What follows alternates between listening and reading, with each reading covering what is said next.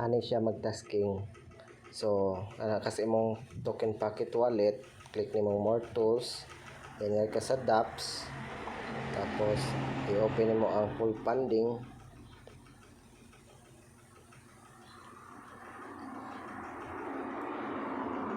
Tapos click nimo ang go to dashboard, then nana kay pay now.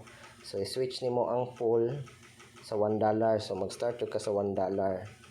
So wata siya mo display ang pay now sa $1. Click nimo ang pay now. Wata i-captured ang imuhang now. So na-captured na. So i-click nimo continue. Then submit na nimo ang $1 tasking.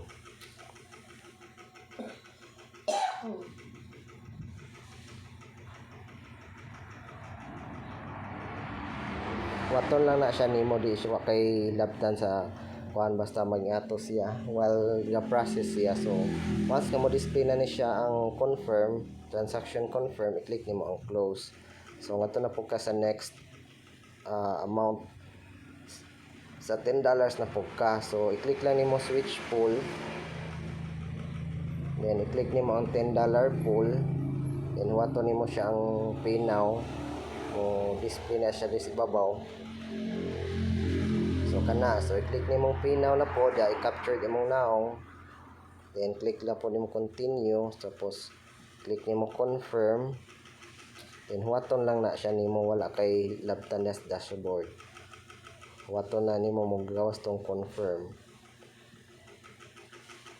close. So transaction confirm, tapos so pa nimo click close. So mo gyapon dito sa $100 nga dollars amount nga to lang gyapon nimo buhaton. So nga na siya ang magtasking kada adlaw, mora na siya. Click na sad nimo, click ang $100 pool, and then wata siya mo display kana, tapos capture na pud imong now, then click continue, then ibayad nimo na sad, confirm. So what ka sa funds nga musod sa imong wallet mo'y gamiton pan tasking.